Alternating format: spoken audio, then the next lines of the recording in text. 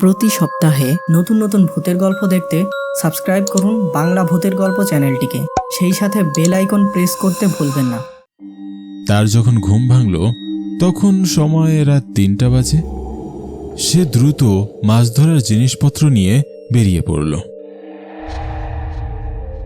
বন্ধুরা, আজকের এই সত্যিকার ভূতের গল্পটি পাঠিয়েছে পূর্ব মেদিনীপুর থেকে শেখ আব্দুল সালাম। আর এই ঘটনাটি তার প্রতিবেশী এক দাদির সাথে ঘটেছিল। আজকের বিশেষ প্রশ্ন, তোমরা কি কেউ কখনো রাতের বেলা পুকুর বা খাল বিলে মাছ ধরেছ? আর ধরে থাকলে তোমাদের অভিজ্ঞতা কেমন ছিল? আমার দাদি তখন গ্রামে বাস করতেন। দাদির পরিবারে শুধুমাত্র তিনি ও তার বাবা ছিলেন। দাদির বাবা ছিলেন একজন জেলে। মাছ ধরার অনেক রকম জিনিসপত্র ছিল তার কাছে। দাদির খুব নেশা ছিল তার এক বান্ধবীর সাথে রাতের বেলা চিংড়ি ও মাগুর মাছ ধরে বেড়ানো। একদিন দাদির বাবা দাদি ও তার বান্ধবীকে সতর্ক করে বললেন যে, আমি লক্ষ্য করছি তোমরা দুজন প্রায় বিভিন্ন জায়গায় মাছ ধরে বেড়াচ্ছ। তবে এই ব্যাপারে আমি তোমাদের কিচ্ছু বলছি না। আমি শুধু তোমাদের সতর্ক করে দিচ্ছি যে তোমরা ভুলেও যেন ওই জিনেদের বিলে মাছ ধরতে যাবে না।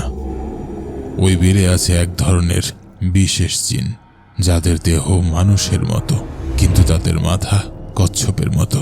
তাদেরকে ভুলেও বিরক্ত করতে চেও না। যে প্রাণী ওই সমস্ত জিনেদের বিরক্ত করে সেসব প্রাণীদের ওই জিনগুলো মেরে ফেলে। এই গ্রামের অনেকে তাদের রাতের বেলা ওই বিলে দেখেছে। এমনকি একদিন রাতে আমিও দেখেছি তাদের। আমার দাদি ও তার বান্ধবীর বয়স তখন খুবই কম ছিল। তারা এইসব জিন ভূতে বিশ্বাস করতেন না। একদিন বিকেলে দাদি ও তার বান্ধবী সিদ্ধান্ত নিল যে তারা ভোর রাতে ওই জিনেদের বিলে মাছ ধরতে যাবে, কারণ এলাকার মানুষ ভয়ে সেখানে মাছ ধরতে চায় না। তাই সেখানে অনেক বেশি মাছ পাওয়া যাবে। রাতের খাওয়া দাওয়া শেষ করে দাদি দ্রুত ঘুমিয়ে গেলেন। তার যখন ঘুম ভাঙল তখন সময় রাত ৩টা বাজে। সে দ্রুত মাছ ধরার জিনিসপত্র নিয়ে বেরিয়ে পড়ল। কিছুটা পথ পেরিয়ে একটি গাছের নিচে তার বান্ধবীকে দেখতে পেল। এবার তারা দুজন একসাথে রওনা দিল ওই জিনের বিলের উদ্দেশ্যে। জিনের বিলে পৌঁছে তারা দুজন মাছ ধরার সমস্ত কিছু পানিতে রাখতে শুরু করেন। এমন সময় পানিতে কিছু একটা ঝাঁপ দেওয়ার শব্দ শুনতে পেয়ে দ্রুত সেই দিকে তাকালো দাদি ও তার বান্ধবী। একটি গাছের নিচ থেকে ছোট ছোট মানুষের মতো দেখতে, উলঙ্গ শরীর এবং মাথাটা কচ্ছপের মতো পানিতে ঝাঁপ দিতে লাগলো।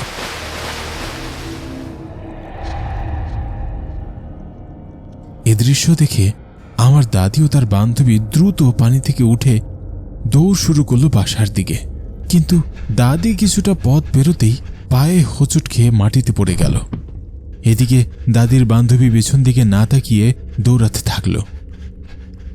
মাটিতে বসা অবস্থায় দাদি করুণ চোখে ওই বিলের দিকে তাকিয়েছিল। সেদিক থেকে ওই অদ্ভুত জীবগুলি তার দিকে এগিয়ে আসছে। দাদি এবার মাছ ধরা জালের লোহার কাঠি হাতে মুষ্টিবদ্ধ করে চোখ বন্ধ করল এবং কখন যেন সেখানে অজ্ঞান হয়ে গেল।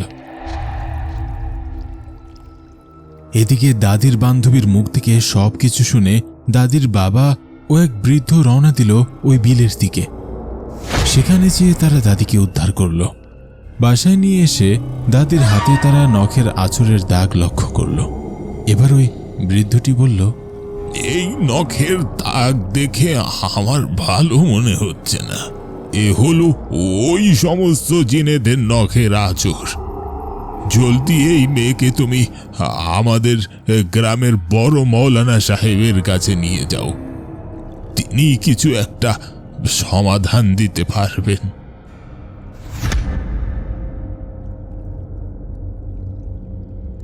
সকাল হতেই দাদিকে নিয়ে তার বাবা রওনা হলেন ওই মৌলানা সাহেবের উদ্দেশ্যে। মৌলানা সাহেব সবকিছু শুনে ও দেখে বললেন, এই মেয়ের উপর ছোট বাচ্চা জিনের নজর পড়েছে। তারা এই মেয়েকে নিয়ে যেতে চায়। এর থেকে মুক্তির উপায় আমার জানা আছে, তবে সে কাজ কিন্তু খুবই কষ্টসাধ্য। আসল কাজ তোমাকেই করতে হবে। কারণ তুমি মেয়ের বাবা। রাত ঠিক 12টার দিকে তোমাকে একা ওই বিলে যে এক মুষ্টি কাদা এবং ওই বিলের পাড়ের একটি গাছের ছোট ডাল নিয়ে আসতে হবে। এরপর ওই সমস্ত জিনিস দিয়ে আমি একটি যজ্ঞ করব। রাতের সময় তখন 11:40 মতো বাজে। দাদির বাবা হেঁটে চলেছেন ওই জিনেদের বিলের দিকে। রাতের বেলা ভয়ে গ্রামের মানুষজন ওই বিলের আশেপাশেও ঘেঁষত না। দাদির বাবা একটি গাছের ভাঙ্গা ডাল ও এক মুষ্টি কাদা নিয়ে যেই তার গন্তব্যের দিকে যাবে, এমন সময় তার মনে হলো কেউ যেন তার পা মাটির নিচ থেকে চেপে ধরেছে। তিনি তার পা মাটি থেকে আর তুলতে পারছেন না। তিনি এবার তার মেয়ের অসুস্থতার কথা মনে করে শরীরের সমস্ত শক্তি সঞ্চয় করলেন আর এক বিকট চিৎকার দিয়ে দৌড়াতে শুরু করলেন ওই মৌলানা সাহেবের বাড়ির উদ্দেশ্যে। বেশ কিছু সময় দৌড়ে শেষ পর্যন্ত মৌলানা সাহেবের বাড়ির উঠোনে এসে ধপাস করে পড়ে গেল দাদির বাবা এবং সেখানেই তিনি জ্ঞান হারিয়ে ফেললেন। এবার মৌলানা সাহেব ওই সমস্ত জিনিসপত্র দিয়ে তার মতো করে একটি বিশেষ কাজ সম্পূর্ণ করে তিনি ওই গাছের ভাঙ্গা ডাল ও কাদায় আগুন লাগিয়ে দিলেন এবং এর সাথে সাথে দাদির উপর থেকে ওই জিনের প্রভাবও কেটে যায়।